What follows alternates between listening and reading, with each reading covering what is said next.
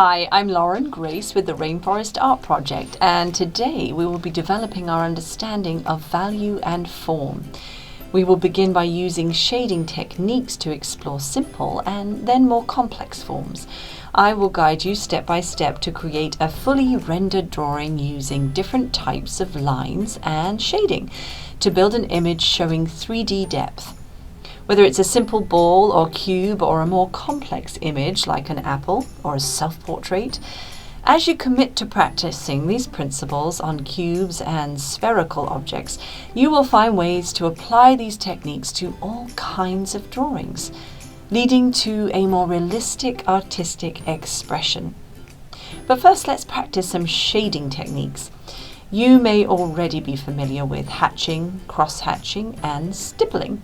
Let's have a look.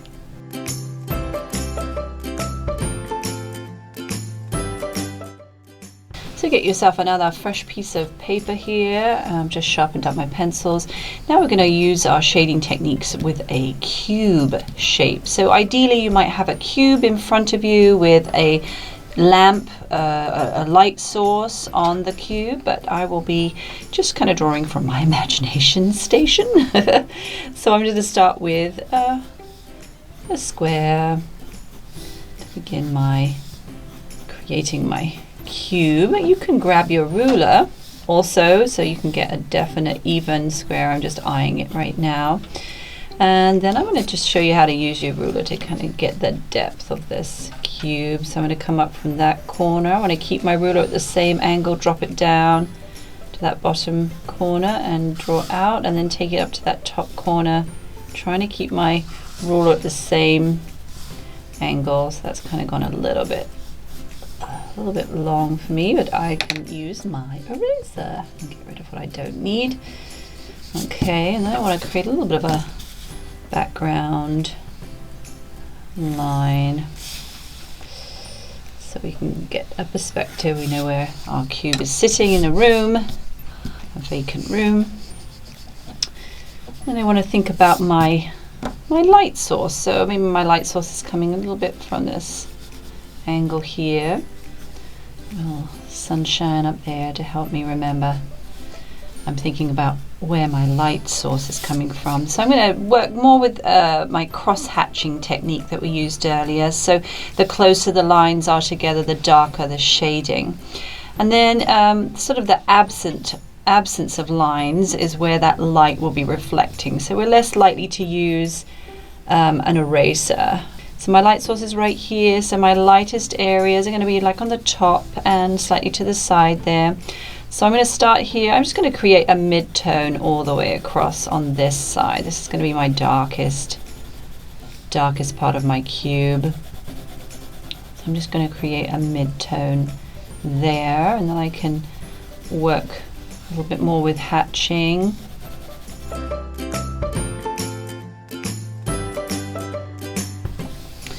And then here we're going to have a lighter tone, so again I'm going to cross hatch down the side here.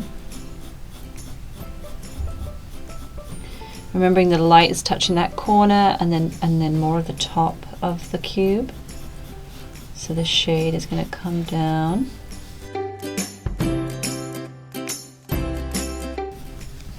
And then a little bit of shadow just right in here in this corner here, just a little bit of hatching right there.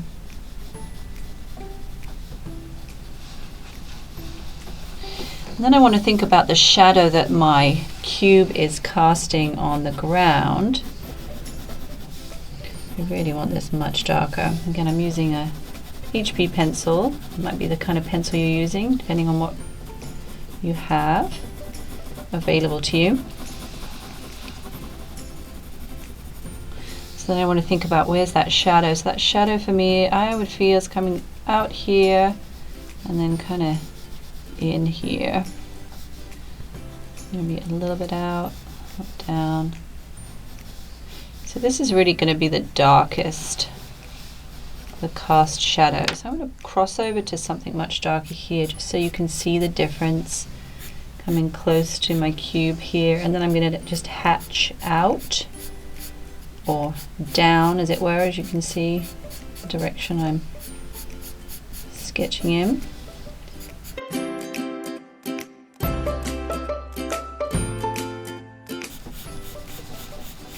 I'm just constantly layering up the hatching until I feel like I'm getting the shadow that I want. I can go in with my finger and do a little bit of blending. And then you have that little bit of light reflecting off the floor, so we want to just pop some of that in there, edge to corner. Again, blending down into that so it's not too bright. I feel like a little bit more shadow here would be good.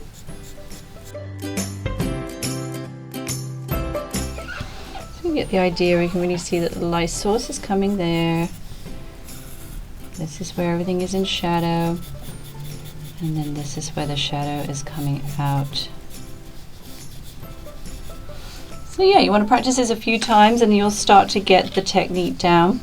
Let's create a little bit of a darker background for our cube. And then you can go back to using your eraser, just kind of cleaning up any lines.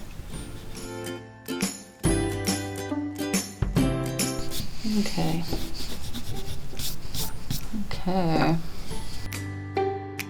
Alright, so I have some scratch paper, lots of it, and a couple of pencils, a ruler, eraser, and a sharpener. And some of my examples, what we'll be working towards. We're going to begin by practicing our cross-hatching. Hatching, cross-hatching, and stippling. So you'll just want to draw yourself 3 squares. So hatching is a style of shading that involves drawing a series of small parallel slanting lines. The closer the lines are, the darker the shading. So I'm just starting at the very top of my little square here, and I've got those lines nice and close together. So I'm just putting my pencil down and then darting out as straight as I can, letting that movement happen in my wrist here. Parallel lines. So that's just hatching. So cross hatching, you're going to start the same way. So you just want to get those lines across, slanted parallel lines going across your square. And then I can actually turn the paper to go across. So that's why it's called cross hatching. And I go all the way across. There we go. So hopefully you can see that. Now stippling is a little bit different. So stippling is really just bouncing your pencil off the paper and getting those little dots close to each other, moving the pencil around. You can be very deliberate, or you can just let the pencil go. It's up to you. You can try both ways. So there we have hatching, cross hatching, and stippling. And next you want to just create yourself a little grid here, maybe just 3 sections. So we're going to have the darkest part of our shading there, we're going to have our mid-tone right there, and then our lightest tone. So I'm starting with my pencil. I want to just rest my pencil gently in my hand. I want to have most of that movement happening in my wrist. I'm just resting more of the side of my pencil on the paper, and I just start to fill in the corners.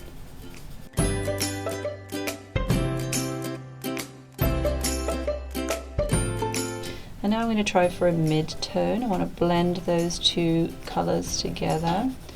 I've lifted the pressure up a little bit. So when we begin to draw our spheres, we really want to draw most of the sphere and the beginnings of the shadow underneath the sphere in a mid-tone. So I'm just going to blend those 2 worlds together a little bit more right there.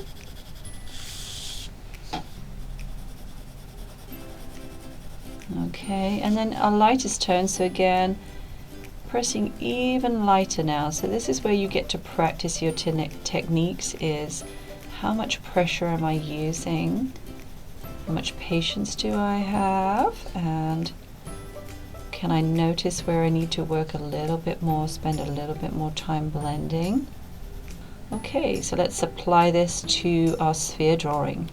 So for your sphere drawing, you want to have your paper horizontal, and you want to think about where the light source will be coming from. And so I'm going to have my light source coming up from this corner here. And I want to create a line going all the way across. You can grab your ruler for this. You want it to be about a quarter of the way down the paper.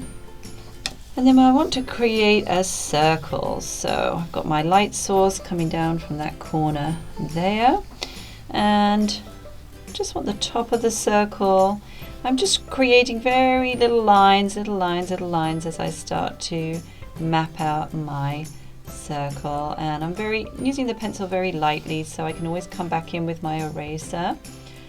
I want to start very lightly with my pencil as I'm really just eyeing this circle.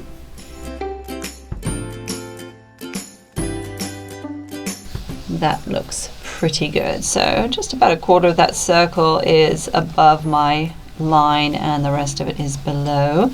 And then I want to draw an oval, just an oval underneath. So with the light source coming in at that top corner there, the majority of the oval is going to be on the other side because that is our shadow. We're just marking out the shadow for our sphere. It's kind of a little bit big, a little bit big. We want it a little bit smaller. So just take your time, being patient with yourself, remembering to breathe, remembering that we're learning as we go here. So there we go. So we have our light source, we have our sphere or our circle to begin with. Our shading is going to give it the depth through the shadows. So we want to start with our mid-tone.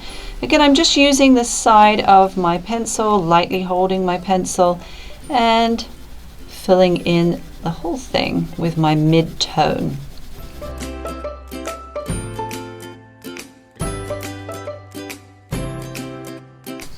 It's more or less filled in there. Now I want to create the same color down here. So again, nice soft touch with the pencil, creating a mid-tone, filling in the oval that is the beginning of our shadow underneath the ball here. So there we have our oval filled in with our mid-tone and our circle filled in with our mid-tone. So again, you want to remember that that light source is hitting just on the top there. So I can come back in with an eraser and just take some of that mid-tone out, and that will show me the light reflecting off of the sphere. We can work on that a little bit more later, but just that's the beginning of that. Now I want to create a slightly darker shadow coming in around the center.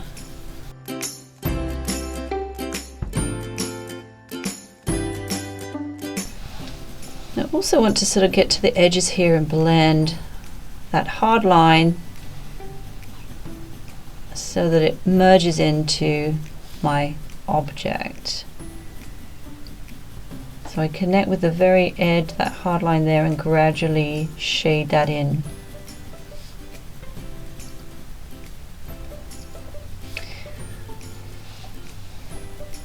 Now my darkest shadow is going to be the oval underneath the sphere. So let's work on that a little bit here. So I'm bringing in a darker pencil here so that I can get a lot of that work done using a darker pencil.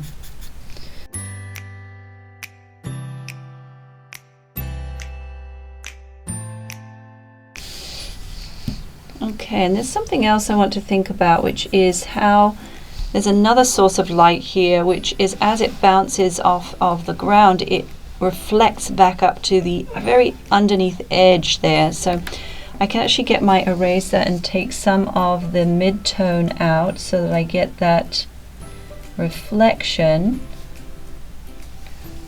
of light from the ground back up to the object. Okay, something to notice.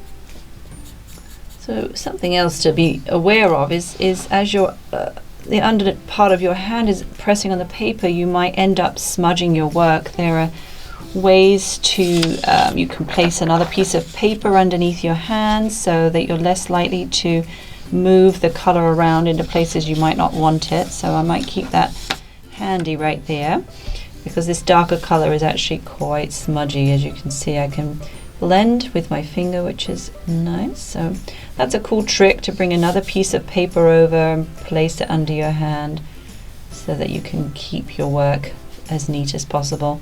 Otherwise you're going to be coming in with your eraser, which is fine too. So I want to keep blending, going back to my lighter pencil. Here I'm holding my pencil from the top, and I can use the side of my pencil and just gently rubbing in circles starts to create a more blended, smoother appearance. Because otherwise I've got a very sharp line here, and I really want to start to meld those together a little bit more.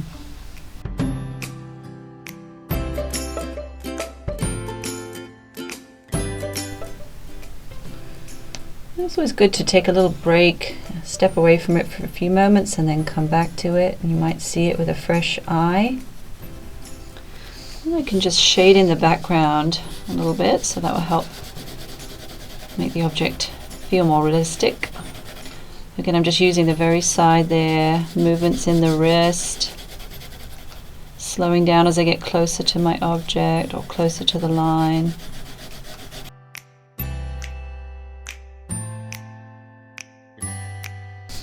So you get the idea, and you can practice that as many times as you like. I'd like to move on to a cube shape. Okay, so I'm going to use the same sort of techniques and thought process to create my cube. And I'll also be using my ruler to help me with my cube, as you might see as we move forward. Here, let's try our cube. So now we've had some practice time learning about shading using the hatching, cross hatching. We haven't used any stippling yet, but maybe we'll find a way to use that here or later. And then also we've worked with a sphere and we've worked with a cube. I think we're ready to draw an apple. It's very exciting. As you can see, I have an apple right here, and it's creating this beautiful cast shadow, as you can see, and it's kind of mirroring my sphere drawing. So you've got everything you need to start drawing a still life. One thing you want to be thinking about is that the shape of the apple is going to be slightly different. So as you begin to draw your apple, you want to think about the shape of the apple. You're going to be following that shape as well, and the cast shadow is going to follow the shape of the apple as well. So let's move our little sphere out the way. We can have that as a point of reference. So I want to start off similarly with my line in the background. And then I have my apple right in front of me. So your main thing is to get a good light on this apple. So maybe you're using a lamp next to it so that you get that cast shadow quite distinct and clear.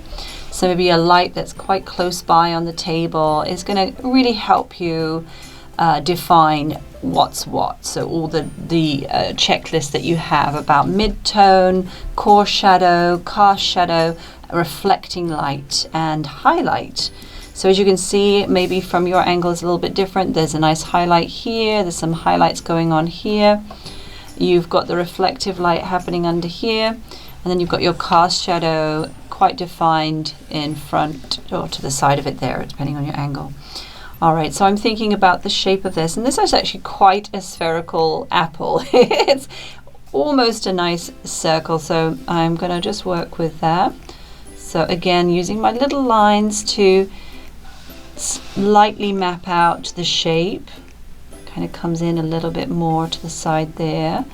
There it's touching, and then it comes up a little bit more on the side here. So I'm just gently mapping it out for myself, and then I can come in with a more defined line. So the way that it's sitting on the table, so it's right.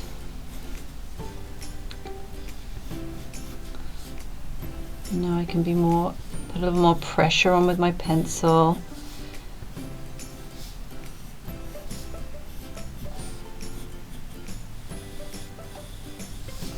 Can take out anything I don't want there anymore. My trusty eraser. And take out the line behind. And then I want to look at my cast shadow and see where that starts. I'm seeing it a little bit more up here. Just going to gently sketch it out. It kind of gets narrower as it gets further out. And then it comes back in and meets right there. So again, I'm going to get a little bit clearer so I know where that is. And I'm noticing it's especially dark right in this section here as it's touching the table and gets a little darker around the edges. So we'll come back to that. I'm seeing that it's darker over here. All right. So then I want to create that mid-tone over the whole apple, just to get me started. And then I can use my eraser to take out some of that mid-tone later where I see the reflecting light.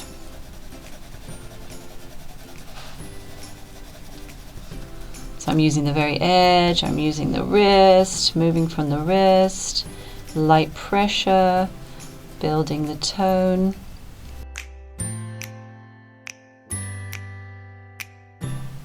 Now we see that stalk coming out of there. It's kind of hidden for you maybe. I'm not sure if you can see it as well from your angle.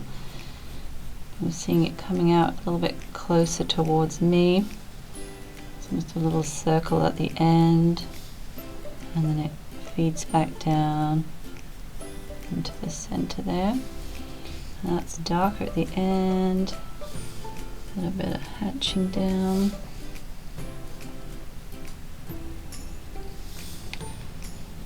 I'm going to use some hatching to create the darkest points inside. So I'm hatching kind of out, out, out like that. So like a little fireworks going out.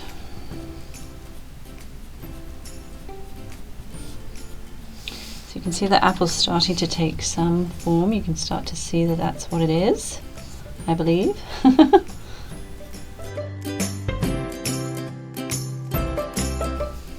Alright, so I'm going to work a little bit on this cast shadow down here. Start to define that a little bit more.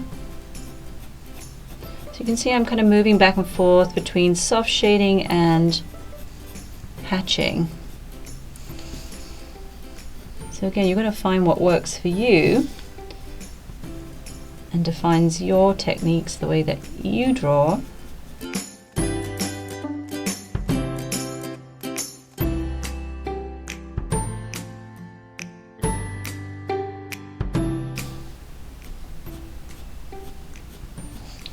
So as we're working with black and white, and the apple is this beautiful red color, where the color gets richer and darker, I'm using that as almost like a more of a shadow. So that's where I'm using that hatching, so that also communicates that the flesh of the apple is darker, the tone of the red is darker right here, even though we're working with the gray.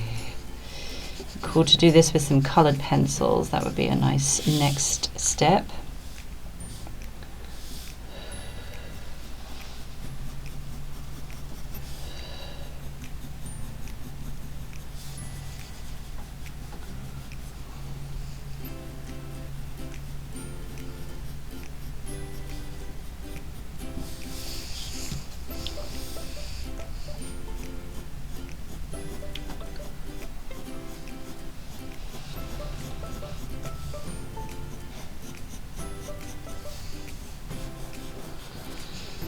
I want to think about where I'm seeing some light reflecting off, and I'm going to use my eraser. So I'm seeing it right at the top there, just past that where the apple attaches to the tree. Just going to take a little bit of mid-tone out right there, and some along here. And I'm seeing some right here. A little bit down here.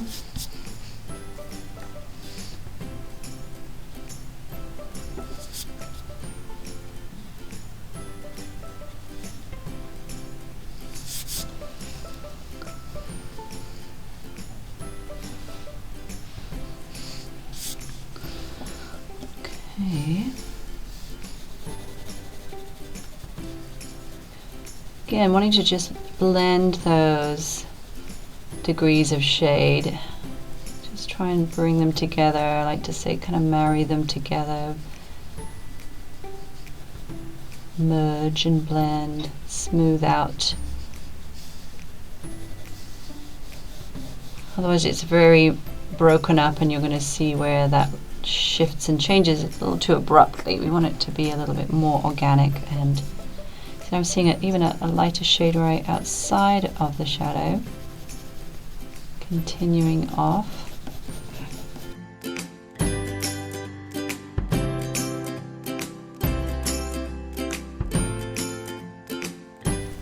I'm just trying to define the highlights on here by creating a little bit of a darker shadow between the highlights, so they become a little bit more defined. So as you can see, you just can keep working, just keep working, blending, looking at your object, maybe even squinting, standing back for a moment and squinting and seeing if it really matches, if you're getting all of the detail, if you're getting the tones correct. Seeing a little darker out here. Just stand back and squint for a moment and I see some of the stuff I might be missing. I can communicate more clearly with a little bit more work, a little bit more time and patience.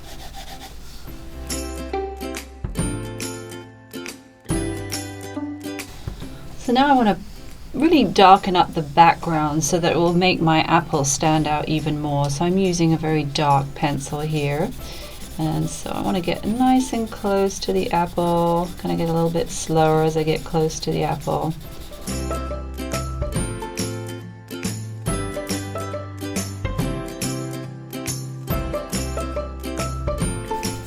So obviously with something this detailed, it takes the time that it takes, and you're going to notice if you're rushing, because it won't look as clear and you won't be able to communicate as clearly what the object that you're trying to portray. So the slower you can get, the more detailed you can get. Obviously you're going to be working with your patience. This is a great way to develop patience, certainly, but it's also very relaxing. Once you really focus and get fully committed to the experience, then you actually fall into a really nice degree of relaxation. That's what I find anyway for myself. And one of the reasons I really enjoy art is because it takes me into a place of relaxation. So it might initially be patience as you sort of slow yourself down into sketching mode, drawing mode, but once you arrive in drawing mode, then you are in just a place of relaxation. So there you go. You can see that shadow, the dark background. I can blend with my finger a little bit too.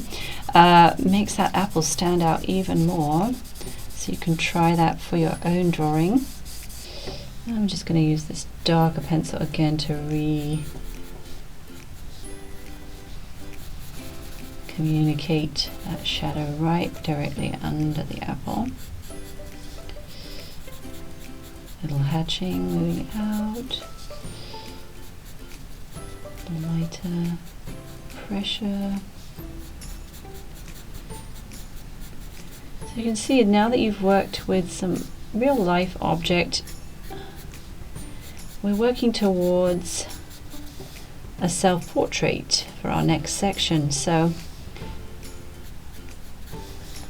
hopefully you'll be feeling a little bit more confident moving forward. So I've enjoyed this segment. I hope you have too, and so let's move forward to our next segment.